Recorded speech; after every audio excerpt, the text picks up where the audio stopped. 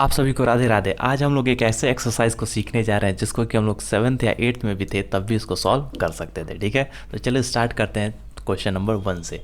क्या लिखा हुआ है? Prove that the following rational numbers are equal. ये जो भी क्वेश्चन जो लिखा हुआ है ना, यहीं पे हम लोग सॉल्व कर लेंगे क्योंकि ये बहुत ही आसान है। तो आपको क्या प्रूव करना है कि ये दोनों रेशनल नंबर्स क्या है, इक्वल है। तो यहाँ लिखा हुआ है 2/3, यहाँ लिखा हुआ है 4/6। तो अगर हम लोग इसको क्या कर देते हैं, डिवाइड कर देते हैं किससे, 2 से, तो 4 डिवाइडेड बाई 2 कितना हो जाएगा 2, और 6 डिवाइडेड बाई 2 कितना हो जाएगा 3। तो ये भी 2/3 और ये भी 2/3, दोनों के दोनों इक्वल प्रूव हो गए। अब कुछ लोग बोलेंगे इनको तो कुछ नहीं आता है, इतना लंबा मेथड करा रहे हैं, हम तो और आसान करा सकते हैं। कैसे? डायरेक्टली कट करके। तो हम भी करते हैं नेक्स्ट क्वेश्चन से। 5/4 और 10/8। आपको क्या पता है कि ये 10 और 8 2 से डिवाइड हो सकता है ना, तो इसको कट कर लेंगे 2 से। 2 से 10 कितनी बार में कैंसिल आउट हो जाएगा, 5 टाइम्स, और 8 कितने टाइम्स कैंसिल आउट हो जाएगा, 4 टाइम्स। तो ये भी 5/4, ये भी 5/4, तो दोनों के दोनों क्या है, इक्वल है। ठीक है, बात वही होता है, डिवाइड करते हैं तभी भी कोई भी चीज़ कैंसिल आउट होती है। ठीक है, 3/5 और 6/10, फिर से उसको 2 से कैंसिल आउट करते हैं तो ये कितना हो जाएगा 3, और ये कितना हो जाएगा 5 माइनस का, तो -3/5 -3/5, दोनों के दोनों क्या है, इक्वल। यहाँ है 9/3 और यहाँ क्या है 3। अब देखिए 3 से 9 कैंसिल आउट हो सकता है कितनी बार में, 3 बार में। तो ये 3/1 लिखिए या बस 3 लिखिए, कोई डिफरेंस नहीं है। तो 3/1 एंड 3 दोनों के दोनों क्या है, इक्वल है। सॉल्व हो गया। नेक्स्ट क्वेश्चन पे देखते हैं हम लोग कैसे होगा। ठीक है, आइए नेक्स्ट क्वेश्चन को सॉल्व करते हैं। फाइंड द सम। हम लोग को सम निकालना है, तो पहले क्या पता है, सबसे पहले हम लोग देखते हैं डिनोमिनेटर सेम है कि नहीं है। तो अगर डिनोमिनेटर सेम नहीं है, अगर डिनोमिनेटर सेम नहीं है तो हम लोग डिनोमिनेटर को पहले क्या करते हैं, सेम। तो क्वेश्चन क्या है, 2/5 प्लस 3/10। आप लोग को पता होगा डिनोमिनेटर सेम कैसे करते हैं, एलसीएम लेते हैं। 5 और 10 का एलसीएम कितना हो जाएगा, 10। 5 10 कितनी बार में बनेगा, मल्टीप्लाई बाई 2। तो ऊपर भी क्या कर देंगे, मल्टीप्लाई बाई 2। तो 2 2 कितना हो जाएगा 4। देखिए आप लोग क्लास 9th में आ चुके हैं, ये सारी चीज़ें हम लोग 6 7 8 सब में पढ़ते हैं, तो थोड़ा फास्टली करेंगे। 10 कितनी बार में बनेगा, एक बार में। तो 3 × 1 कितना हो जाएगा 3। तो इसका जो आंसर हो जाएगा वो कितना हो जाएगा 7/10। कोई दिक्कत, कोई दिक्कत नहीं। नेक्स्ट वाला 7/12 प्लस 5/8।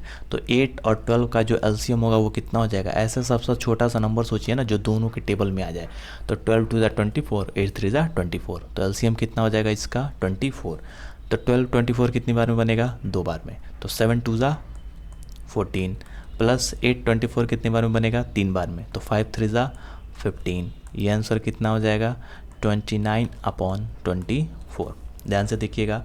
थर्ड क्वेश्चन 4/3 नहीं, 4/7 प्लस 3/14। तो 7 और 14 का एलसीएम कितना हो जाएगा 14। 7 14 कितनी बार में बनेगा, 2 बार में। तो ये कितना हो जाएगा 4 × 2 प्लस 14 14 एक बार में, तो ये हो जाएगा 3 × 1, यानी 4 2 8 प्लस 3/14। तो इसका जो आंसर आएगा वो कितना आएगा, इस वाले का जो आंसर आएगा वो आ जाएगा, हम लोगों का आंसर आएगा 8 + 3 कितना, 11/14। ठीक है, आसानी से ये भी सॉल्व हो गया। चलते हैं नेक्स्ट वाले क्वेश्चन पे, बहुत ही आसान है। ठीक है, 5/6 - 1/4। क्वेश्चन क्या है हमारा, इसको थोड़ा स्लाइड को अच्छे से लगा लें। ठीक है, स्लाइड क्वेश्चन क्या है, 5/6 - 1/4। तो 6 और 4 का जो एलसीएम होगा वो कितना हो जाएगा 12। तो 6 12 कितनी बार में बनेगा, 2 बार में। तो 5 2 10। 4 12 कितनी बार में बनेगा, 3 बार में। तो 1 3 3। आंसर कितना आ जाएगा 7/12। Question number 1 solve. दूसरा देखते हैं। दूसरा क्वेश्चन क्या है, 11/8 - 3/4। तो 8 और 4 का एलसीएम कितना आ जाएगा 8। 8 8 कितनी बार में बनेगा, 1 बार में। तो 11 × 1 11। 4 8 कितनी बार बनेगा, 2 बार में। तो 3 × 2 कितना हो जाएगा 6। 11 में से 6 गया, कितना बचा 5/8। क्वेश्चन नंबर 3 को सॉल्व करते हैं। क्या लिखा हुआ है, -7/9 -2/3। तो हमको क्या पता है कि जब कभी भी एक निगेटिव नंबर को किसी भी नंबर से सब्ट्रैक्ट करते हैं तो उसमें क्या हो जाता है, ऐड हो जाता है। तो ये बचेगा -7/9 प्लस 2/3, माइनस माइनस मिलके क्या बन जाता है हमारा प्लस। ठीक है, तो थोड़ा इसका पेन चेंज कर लेते हैं अलग से इसको दिखाने के लिए। तो 9 और 3 का जो एलसीएम होगा वो कितना हो जाएगा 9। 9 कितनी बार में बनेगा 1 टाइम्स में, तो 7 × 1 कितना हो जाएगा 7, प्लस 3 9 कितनी बार में बनेगा 3 बार में, तो 3 2 जा कितना हो जाएगा 6। तो -7 और +6 कितना हो जाएगा -1/9। बस आसान सा क्वेश्चन था, सॉल्व हो गया। नेक्स्ट पे चलते हैं, फाइंड द प्रोडक्ट, यानी मल्टीप्लाई करना है। तो मल्टीप्लिकेशन में एक फ़ायदा है, डायरेक्टली हम लोग क्या कर सकते हैं, कट कर सकते हैं। न्यूमरेटर डिनोमिनेटर किसी में भी कट हो सकता है। तो 2/3 × 3/10, तो इस 3 से ये 3 कट गया, 2 से 10 कट गया, कितनी बार में 5 बार में। तो इसका आंसर कितना बचा 1/5। आप लोग ऐसा मत करिएगा कि अपने क्वेश्चन में ही कट कर देंगे, नहीं, नीचे लिख के फिर से उसको कट करेंगे। यहाँ देखते हैं 5 से 7 कट होगा क्या, नहीं होगा। 14 कट होगा, नहीं, लेकिन 2 से 4 कट हो सकता है 2 टाइम्स में, और 14 कट हो सकता है 7 टाइम्स में। तो ये कितना आ जाएगा 5 2 ज़ा 10/7 7 ज़ा 49, और ये माइनस। ठीक है, नेक्स्ट थोड़ा सा पेन चेंज करते हैं, इसको सॉल्व करते हैं। ठीक है, 7 से 11 या 8 कटेगा नहीं, 5 से 11 या 8 कटेगा कभी नहीं, तो इसको डायरेक्ट मल्टीप्लाई कर लेंगे। 7 5 ज़ा 35 और 11 8 ज़ा 88 हो गया। आगे चलते हैं, फाइंड द क्वोशेंट। क्वोशेंट मतलब डिवाइड करना है। तो हम लोग को डिवाइड करने में क्या पता है, पहले कोई भी चीज़ डिवाइड नहीं होती है, पहले हम लोग उसको मल्टीप्लाई में चेंज करते हैं, और मल्टीप्लाई चेंज होके क्या हो जाता है रेसिप्रोकल। मतलब 2/3 डिवाइडेड बाई 3/10 का मतलब क्या होता है 2/3, डिवाइड चेंज होगा मल्टीप्लाई में, और डिवाइड के बाद वाले जो भी नंबर्स हैं वो रेसिप्रोकल हो जाएंगे 10/3। कोई दिक्कत, कोई दिक्कत नहीं। तो ये कितना हो जाएगा 2 × 10 कितना हो जाएगा 20, और 3 3 ज़ा कितना हो जाएगा 9। कोई प्रॉब्लम, कोई प्रॉब्लम नहीं है। नेक्स्ट देखते हैं 7/11 डिवाइड चेंज हो जाएगा मल्टीप्लाई में, ये रेसिप्रोकल, 8 ऊपर 5 नीचे, 7 8 ज़ा 56/11 5 ज़ा 55। नेक्स्ट थर्ड, -4/7 डिवाइड चेंज हो जाएगा मल्टीप्लाई में, और रेसिप्रोकल 14/5। 4 से ना 7 कटने वाला है ना 5, लेकिन 7 से 14 कट जाएगा, कितनी बार में 2 बार में। तो 4 2 ज़ा 8/5, और ये माइनस, आंसर आ गया ना। कितनी आसान सी चीज़ें, ये सब बोल तो रहे हैं, ये सब जो 7th 8th में हम लोग सॉल्व करते थे भैया। यहाँ क्या करेंगे, इन दोनों को प्रूव करना है कि ये दोनों के दोनों क्या है, सेम है। इक्वल्स टू का LHS और RHS दोनों के दोनों क्या है, सेम है। आइए देखते हैं, पहले LHS को सॉल्व करते हैं। ठीक है, LHS ये क्या है 1/2 + 3/4 मल्टीप्लाई 8/3। तो हमको क्या पता है कि यहाँ पे जब कभी भी ऐसे ब्रैकेट्स लगता है तो हम लोग यहाँ पे कौन सा प्रॉपर्टी यूज़ करते हैं, डिस्ट्रीब्यूटिव प्रॉपर्टी। डिस्ट्रीब्यूटिव प्रॉपर्टी में क्या होता है कि ये जो नंबर है ये दोनों के साथ जाके क्या हो जाता है, मल्टीप्लाई हो जाता है। तो ये क्या बनेगा 1/2 × 8/3 + 3/4 × 8/3। अब ध्यान से देखिएगा, ये जो चीज़ यहाँ पे लिखी हुई है सेम चीज़ तो यहाँ पे लिखी हुई है यहाँ पे क्वेश्चन में।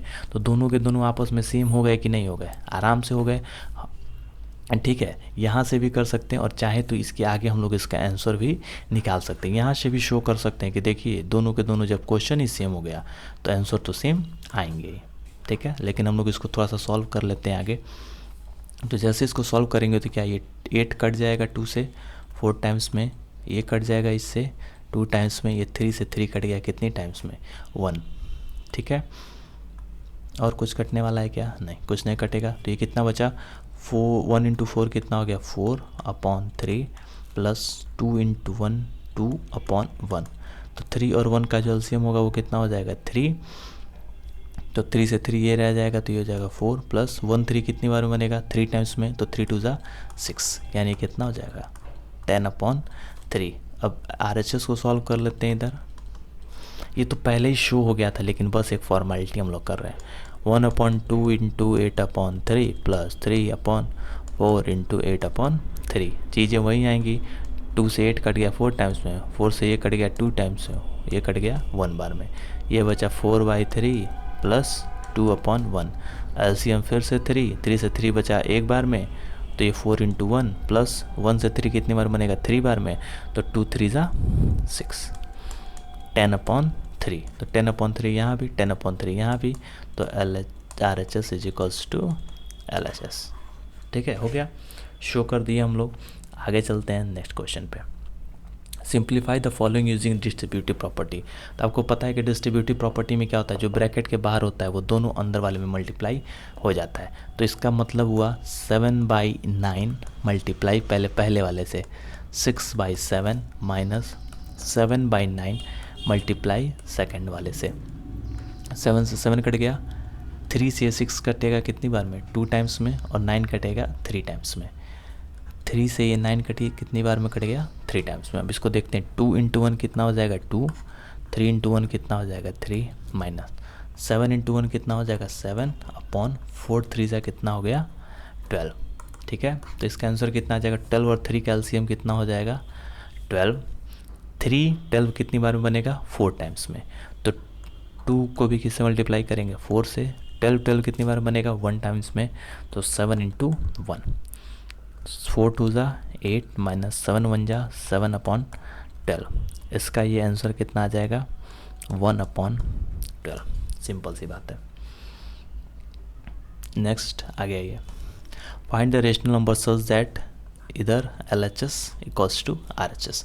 मल्टीप्लाई करते हैं, डिस्ट्रीब्यूटिव यूज़ करते हैं, 5/6 इंटू एक्स करेंगे तो ये क्या हो जाएगा 5/6x प्लस 5/6 मल्टीप्लाई इसके साथ हो जाएगा 3/5 इक्वल्स टू 5/6x प्लस 1/2।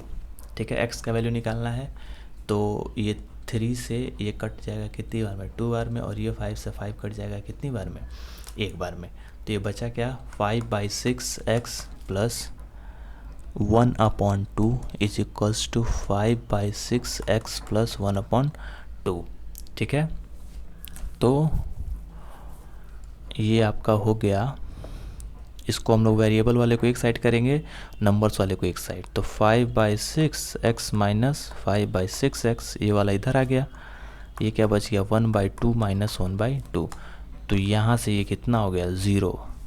ठीक है, 0 इक्वल्स टू 0, तो यानी जो x का हमारा वैल्यू है वो कितना होना चाहिए 0। इन दोनों इक्वेशन को सेम होने के हमारे x का वैल्यू कितना होना चाहिए 0। अगर यहाँ 0 रखेंगे तो 0 प्लस 3/5 हो जाएगा 3/5, 3/5 को 5/6 मल्टीप्लाई करेंगे तो हो जाएगा 1/2, और यहाँ 0 रखेंगे तो ये पूरा 0 इधर 1/2, तो ये कितना हो जाएगा 1/2 इज इक्वल्स टू 1/2। तो जो x की वैल्यू होगी वो कितनी होगी 1/x की वैल्यू कितनी होगी 0। ठीक है, तो यहाँ पे एक्सरसाइज नंबर 3.3 हम लोग का क्या हो चुका है, सॉल्व हो चुका है। आगे हम लोग सॉल्व करेंगे एक्सरसाइज नंबर 3.4 को। तब तक के लिए राधे राधे।